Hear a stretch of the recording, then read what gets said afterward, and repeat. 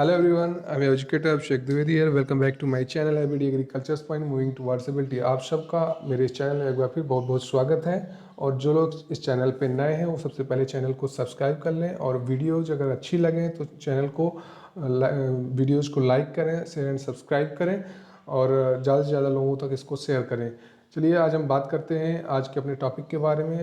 पिछले कई लेक्चर्स में हमने कई टॉपिक्स कवर किए हैं, लेकिन आज हम today will discuss about field drainage.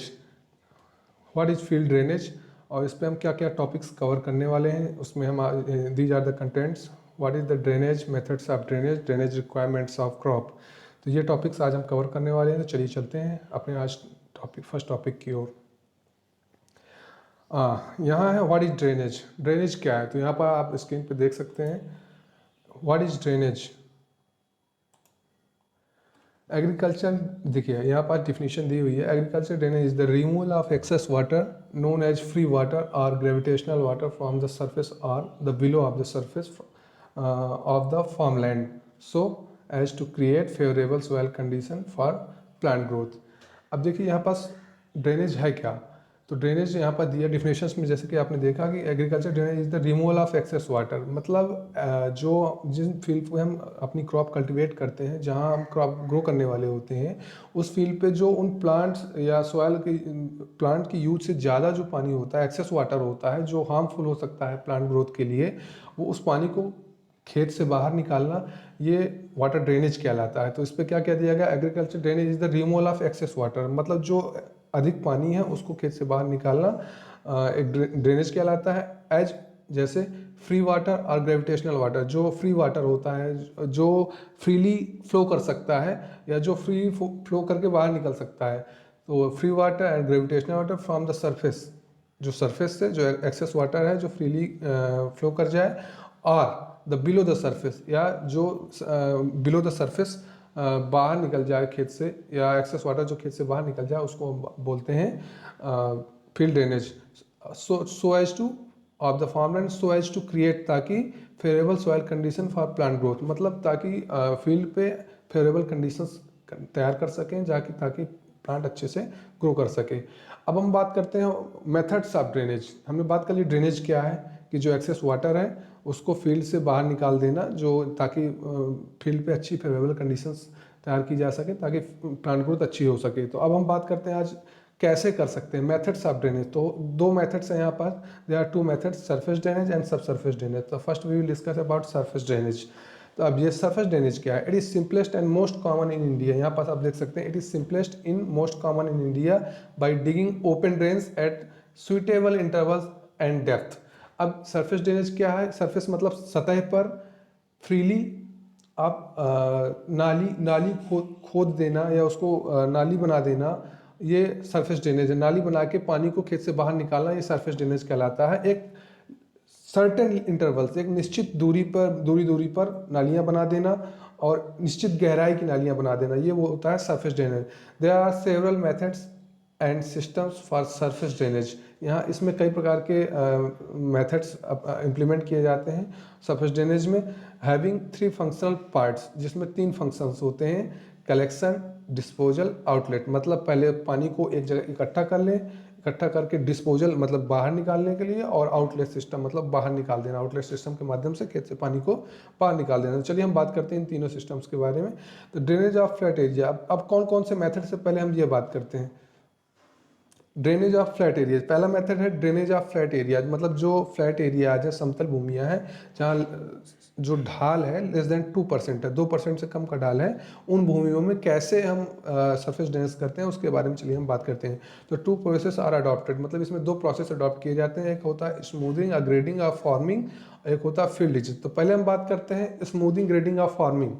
अब ये क्या है स्मूथिंग ग्रेडिंग ऑफ फार्मिंग? मतलब कि ऐसी कोई लैंड जो थोड़ा अंडुलेटेड है, कहीं एक साइड ऊंचा है नीचे खाली है, तो ऊंचे हुए भाग की मिट्टी को खोदकर नीचे हुए भाग में समतल करके फैला देना, ये कहलाता है स्मूथिंग या ग्रेडिंग या फॉर्मिंग। मतलब उस ऊपर वाली मिट्टी को खोद के उसको नीचे वाली जगह में, मतलब लो लाइंग एरिया पे उसको वाइड स्प्रेड कर देना, फैला देना, उसको ये कहलाता है ग्रेडिंग या फॉर्मिंग, जिसको हम बोलते हैं स्मूथिंग। मतलब कि लैंड को हम पैरेलल कर दे रहे हैं, समतल कर दे रहे हैं, ये होता है स्मूथिंग या ग्रेडिंग। और जब लैंड सरफेस लेस देन 2% उसका स्लोप बना लेते हैं तो आसानी से उसका पानी जो एक्सेस वाटर है आराम से निकल जाता है, कहीं मतलब जल भराव वाली स्थितियाँ उत्पन्न नहीं होती हैं। और दूसरा दिया है फील्ड लीचेज सिस्टम। अब इसके बारे में थोड़ा हम डिटेल से बात करते हैं। अब फील्ड लीचेज सिस्टम में क्या क्या आता है, तो पहला आता है इसमें देखिए बेडिंग सिस्टम्स। इसका जो फील्ड लीचेज सिस्टम मतलब कि ज़मीन में नालियाँ खोदकर जो सरफेस पे हम वाटर ड्रेनेज के लिए व्यवस्था आउटलेट बनाते हैं उसके बारे में बात कर रहे हैं। तो चलिए पहला सिस्टम है बेडिंग सिस्टम, तो इसके बारे में थोड़ा सा हम बात कर देते हैं, फिर हम इसको इस फिगर पे भी अच्छे से एक्सप्लेन करेंगे। तो चलिए बात करते हैं। Small furrow are formed at known intervals parallel to the slope for draining out of water. मतलब एक लिमिटेड या सर्टेन निश्चित दूरी पर छोटी छोटी कुड़ बना देना या नालियाँ बना देना, एक समतल के जो हमारा ढाल है, ढाल के समांतर जो हम कुड़ बना देते हैं, नालियाँ बना देते हैं एक सर्टेन इंटरवल पर, एक निश्चित दूरी पर, उसको बोलते हैं हम बेडिंग सिस्टम। ठीक है। इसमें और क्या होता है, those furrows are called dead furrows. मतलब ये जो फरोज होती हैं थोड़ा उथली टाइप की होती हैं, ज़्यादा गहरी नहीं बनाई जाती हैं, तो इनको हम डेड फरोज बोलते हैं या कुड़ बोलते हैं। And land between these furrows are called as beds. जो इन फरोज मतलब जो एक कुड़ बनाए हैं, जो हमने छोटी छोटी नालियाँ बनाई हैं, इनके बीच का जो स्थान कहलाता है, उठा हुआ स्थान कहलाता है, वो कहलाता है बेड। अब इस पर क्या होता है इसके बारे में हम बेसिकली बात करते हैं। तो देखिए ये एक फिगर है इसका, जिसपे बेडिंग सिस्टम को एक्सप्लेन करता हूँ मैं। इसमें देखिए लेट मी एक्सप्लेन। तो देखिए इस पे क्या है कि ये एक फील्ड है, इस पे स्लोप जो दिखाया गया है इस टाइप से इधर की ओर है। इधर आप देख सकते हैं इस तरह से स्लोप इसका दिखाया गया है। तो यहाँ पास इसको फरो एंड बेड्स में डिवाइड कर दिया गया है। देखिए यहाँ पास सैलो बेड्स हैं, ये देखिए ये सैलो बेड्स हैं, ये फरो कुड़ है, फिर ये बेड है, फिर ये कुड़ है। तो इस तरह से इसको डिवाइड किया गया है फील्ड को, और इन सबको एक कनेक्ट करके एक दोनों तरफ से ढाल के समांतर ढाल इसका इस साइड को है और इधर पानी को एकत्र करके, और एक ये जो कलेक्शन डिच है, यहाँ जो इन फरोज का पानी एक जगह यहाँ इकट्ठा होता है, यहाँ से होते हुए ये आउटलेट डिच में आता है, इन दोनों जगहों से आउटलेट डिच में आता है, और इससे जाके खेत से पानी इधर से बाहर निकल जाता है। तो इस टाइप से इसमें दिखाया गया है कि ये बेडिंग सिस्टम क्या होता है। मतलब एक सैलो टाइप की पहले एक नाली बना लिया, बीच का जो पार्ट है वो एक थोड़ा सा सरफेस उसको लेवल कर लिया, लेवल मतलब सैलो बेड्स बना लिए, फिर नाली, फिर सैलो बेड्स, फिर नाली, फिर सैलो बेड्स। तो इस टाइप से, और ये जो नालियाँ बनाते हैं हम, ये ढाल के समांतर बनाते हैं। अगर ढाल इस साइड को है तो हम नालियाँ भी इसी साइड को बनाएंगे। तो इस तरह से हम इसमें एक्सप्लेन कर सकते हैं आपको कि ये एक तरह से ढाल के समांतर जब नालियाँ बना देते हैं, उसका एक कलेक्शन डिच बना देते हैं, और उससे कलेक्शन डिच का कनेक्ट कर देते हैं आउटलेट डिच से, जो मेन आउटलेट डिच है जिससे पानी खेत से बाहर जाने होता है, और यहाँ से पानी बाहर निकल जाता है। अब बात करते हैं, दूसरा है पैरेलल फील्ड डिच। अब ये क्या है, तो सिमिलर टू बेडिंग सिस्टम, मतलब ये बेडिंग सिस्टम की तरह, लेकिन एक्सेप्ट किसकी बजाय, for deep drains and uneven intervals. उसमें क्या होता है, देखिए मैंने यहाँ पास आपको बताया था नॉन इंटरवल्स, ये देखिए मैंने यहाँ पास आपको बताया था known intervals parallel to the slope draining out of water, मतलब बाहर निकालने के लिए। तो इसमें क्या है, डीप ड्रेन्स, उसमें हमने सैलो ड्रेन्स बनाई थी, मैंने पहले बताया था सैलो ड्रेन्स उथली हुई नालियाँ छोटी छोटी बना देते हैं। इसमें क्या है, डीप ड्रेन्स बनाते हैं। और यहाँ पास देखिए आप अनइवन इंटरवल्स, अनइवन इंटरवल्स मतलब कि बेड्स के बीच की दूरी, या जो दो नालियाँ उनके बीच की दूरी, इसमें क्या था, जो बेडिंग सिस्टम पे था बीच की दूरी निश्चित थी कि इतने सेंटीमीटर पे दूसरी नाली को देंगे, बीच में बेड होगा। तो इस पे कोई ऐसा निश्चित प्रारूप नहीं है कि आप इतने सेंटीमीटर पे ही आप इसमें बेड बनाएंगे या नाली बनाएंगे। ये अनइवन इंटरवल्स मतलब किसी भी दूरी पे अपने हिसाब से land according to land topography हम उसको डिवाइड कर लेते हैं कि ड्रेन्स और जो बेड्स हैं। तो इसमें अपेक्षाकृत बेडिंग सिस्टम की अपेक्षाकृत गहरी नालियाँ होती हैं, और जो नालियों के बीच का दूरी होता है वो निश्चित नहीं होता है, कहीं कितनी भी दूरी पे अपने हिसाब से टोपोग्राफी के हिसाब से उसको हम बना लेते हैं। और ये मोस्ट इफेक्टिव, यहाँ पास most effective and suited for the both irrigated and rainfed conditions. ये इरिगेटेड कंडीशन और रेनफेड कंडीशन दोनों के लिए गाइज, ये दोनों के लिए सुइटेबल है, मोस्ट इफेक्टिव है।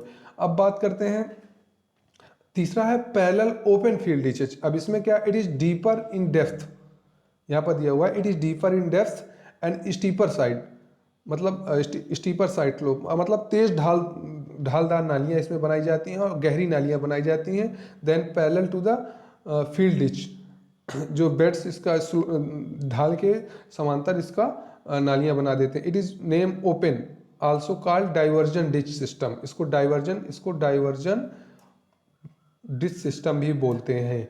ये जो पानी को एक धारदार नालियों से तेज धारदार गहरी नालियों में डिवाइड करके फील्ड को, और उसको एक आउटलेट कलेक्शन पॉइंट पे इकट्ठा करके खेत से बाहर निकाल देते हैं। तो इसको बोलते हैं, यहाँ ये दिखाया गया है कि ये तेज धारदार नालियाँ बनाई गई हैं, देखिए यहाँ पास,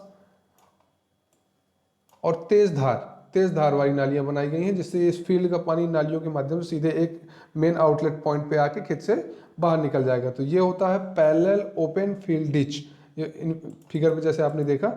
अब बात करते हैं अगले पॉइंट की तरफ। चौथा है broad bed and furrow system. अब ये क्या है, इसके बारे में बात करते हैं। तो इन this system field is laid out into 120 से 150 centimetre with and 45 centimetre wide furrows.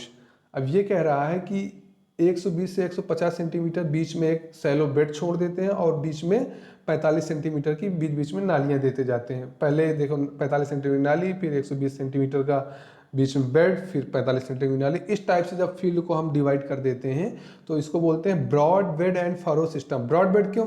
क्योंकि देखो यहाँ 45 सेंटीमीटर की नाली हमने दी है, यहाँ पास 45 सेंटीमीटर की नाली हमने दी है, और लेकिन यहाँ पर 120 सेंटीमीटर का हमने बेड दिया। तो ये बेड जो है चौड़ा है अपेक्षाकृत। ये जो नालियाँ हमने बनाई हैं, फरोज बनाई हैं, ये 45 सेंटीमीटर की है, बेड 120 सेंटीमीटर, इसलिए इसको broad bed and furrow system, इसलिए इसको broad bed and furrow system बोलते हैं। तो चलिए बात करते हैं इस पे।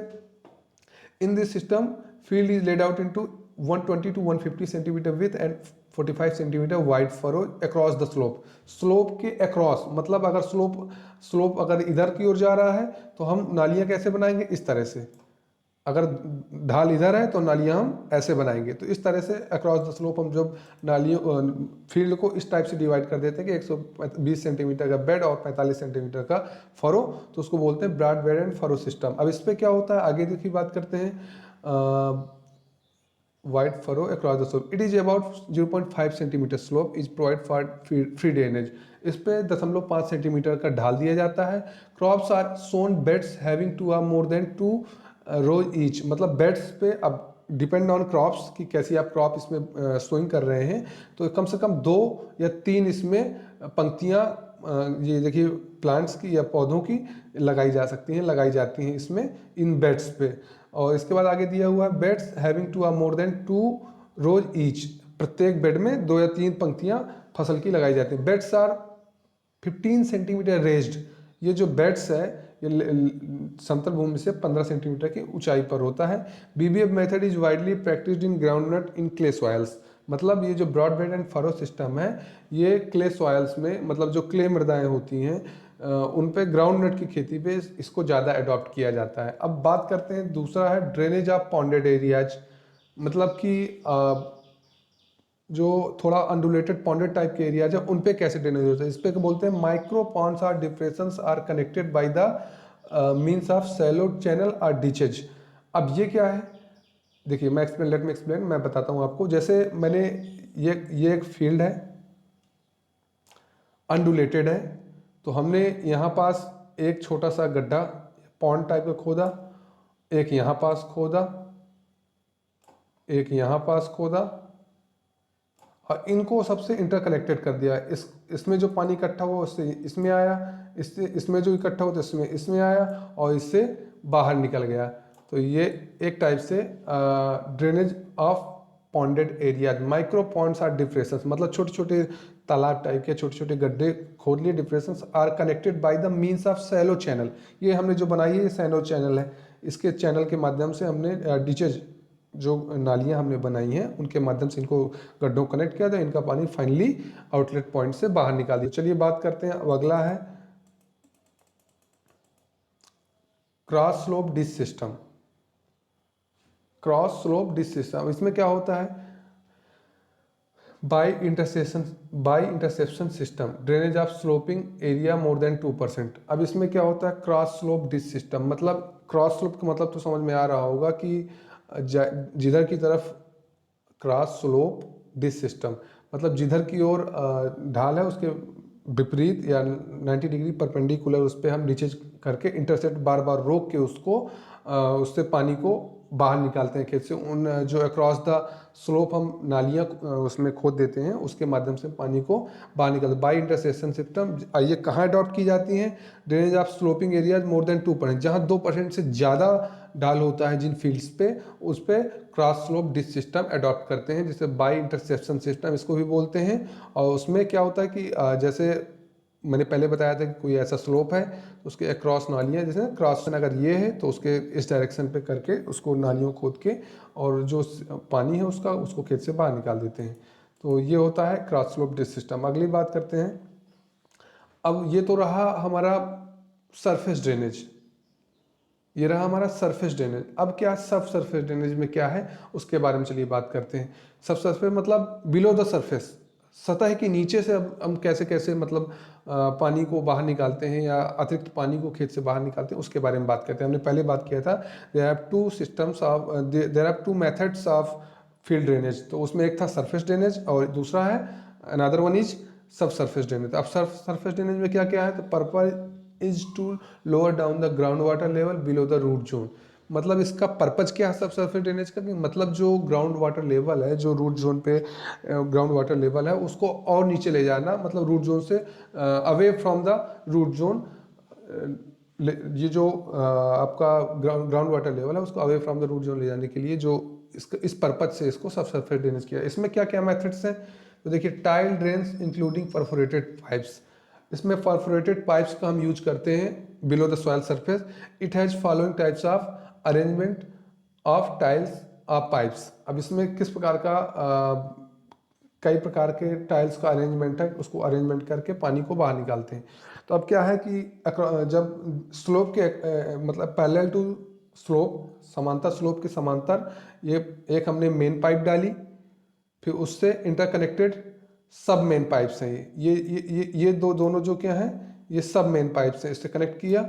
और इससे जब ये दी गई, ये सब दी गई, ये लेटरल पाइप्स हैं। इस तरह से स्ट्रक्चर बना के जब हम below the soil surface pipes को कनेक्ट करके फील्ड ड्रेनेज करते हैं तो उसको बोलते हैं नेचुरल और रैंडम, मतलब अकॉर्डिंग टू स्लोप या स्लोप के हिसाब से अपने आप फ्री वाटर जब इन पाइप्स के माध्यम से बाहर निकालते हैं इस तरह की स्ट्रक्चर बना के, तो उसको नेचुरल और रैंडम सब सरफेस ड्रेनेज बोलते हैं। अब क्या है, herring bone type.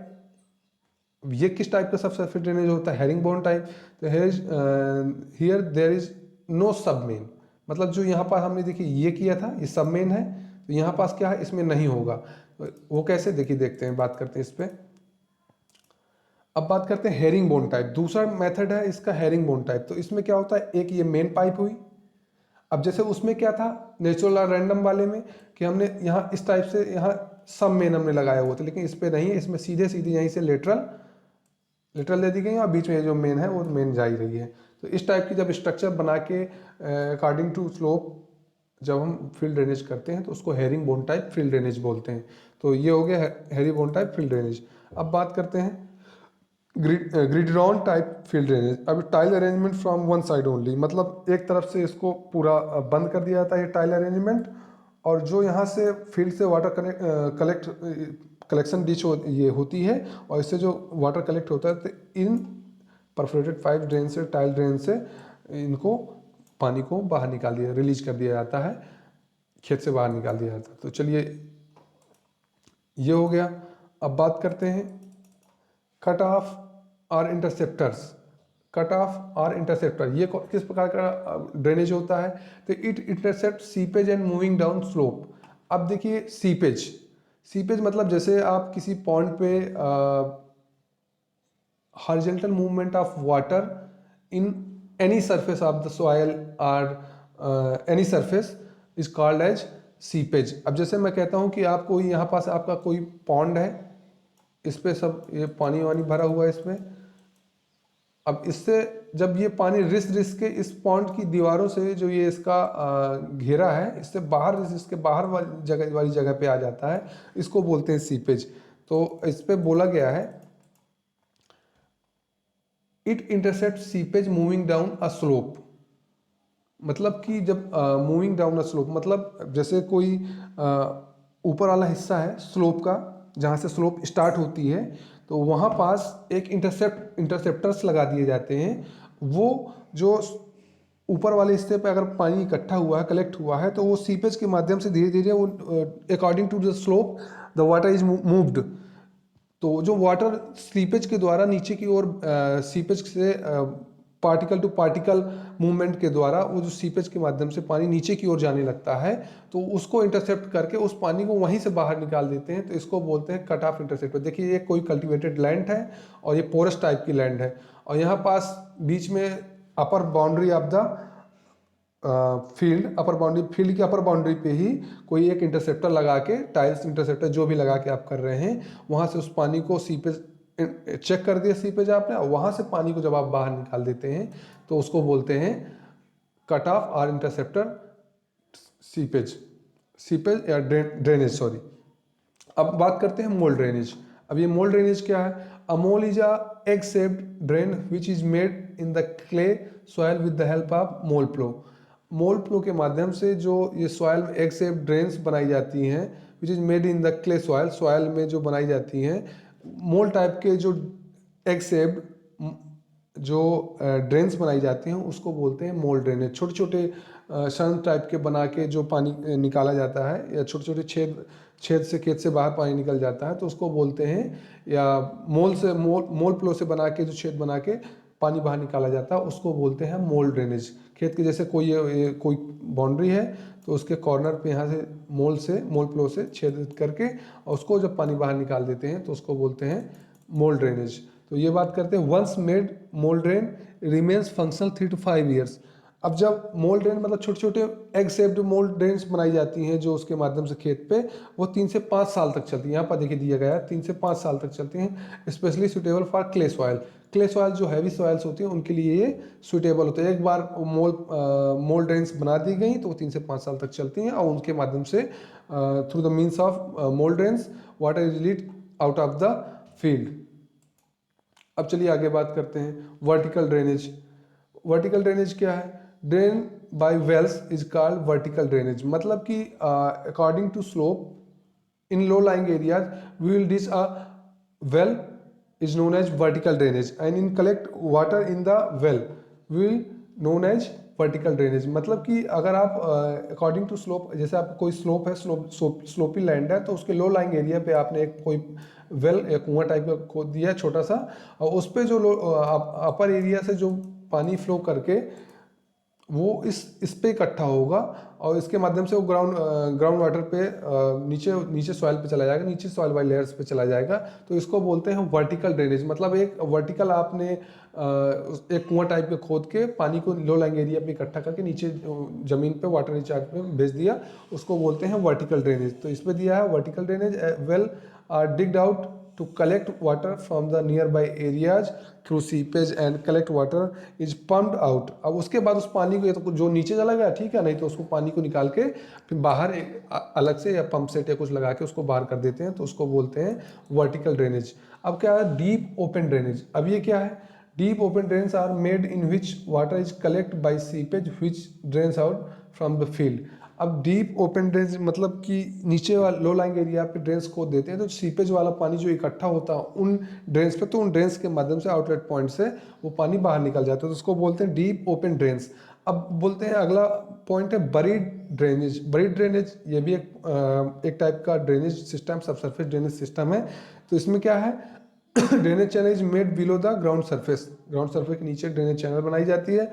After making it drains are filled with tiles. मतलब उसको टाइल्स उसके उन ड्रेन्स पे लगा देते हैं ताकि पानी सीपेज ना हो सके। जो पानी हम निकालने वाले हैं फाइबर और प्लास्टिक से जो टाइल्स उसके मतलब उसको बंद कर दे, उसके माध्यम से नीचे से पानी बाहर निकाल दे। मतलब कि क्या है कि जमीन लो लाइंग एरिया पे पाइप्स खोद के नीचे दबा देना, उसके माध्यम से जब यह टाइल्स या पाइप्स जो भी दबा दे, प्लास्टिक पाइप्स, फाइबर पाइप्स दबा देते हैं, उसके माध्यम से जब हम पानी बाहर निकालते हैं तो उसको बोलते हैं बरीड ड्रेनेज। इसी टाइप से होता है कॉम्बिनेशन ऑफ टाइल और ओपन ड्रेन्स, मतलब ओपन ड्रेन्स में भी टाइल्स लगा के पानी को हम बाहर निकाल सकते हैं। तो ये था मेथड्स ऑफ ड्रेनेज, मतलब क्या था सबसरफेस ड्रेनेज और क्या था आपका सरफेस ड्रेनेज। अब बात करते हैं कि drainage requirement of crops.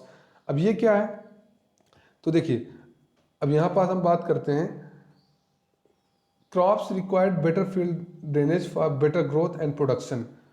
Crops को ज़रूरत होती है, कोई भी क्रॉप्स आप जब फील्ड पे लगाते हैं तो उसको field drainage require better field drainage and for better growth and production. मतलब अगर अच्छा उसको ग्रो करना है तो उसको उतना ही पानी चाहिए जितनी इसकी आवश्यकता है, जितना वो एब्जॉर्ब कर सकता है। अगर उससे ज़्यादा एक्सेस अमाउंट में पानी हो जाएगा तो वो एब्जॉर्ब नहीं कर पाएगा, वो उसके लिए हार्मफुल हो जाएगा। तो वो हर क्रॉप को चाहिए होता है कि हमको एक फेवरेबल ड्रेनेज कंडीशन मिले। तो there are some measures, that's why we need to pay attention to drainage। कुछ कारक हैं जिस कारण से हमको क्रॉप रिक्वायर्ड ड्रेनेज, क्रॉप को ड्रेनेज की ज़रूरत होती है। तो कौन कौन से बात करते हैं, चलिए तो बात करते हैं हम। Drainage ensure that the soil is properly aerated. Drainage क्या होता है, अगर ड्रेनेज अच्छा है तो जब वाटर लॉग कंडीशंस नहीं होंगी तो सॉयल के जो ब्लैंक्स होते हैं वो फिल्ड विद वाटर हो जाते हैं, तो वो एरेटेड रहेंगे, वो ब्लैंक्स खाली रहेंगे, तो पोरस टाइप की सॉयल रहेगी। तो उससे क्या है कि एक फेवरेबल कंडीशंस हो जाती हैं और सॉयल में प्लांट अच्छा ग्रो कर पाता है।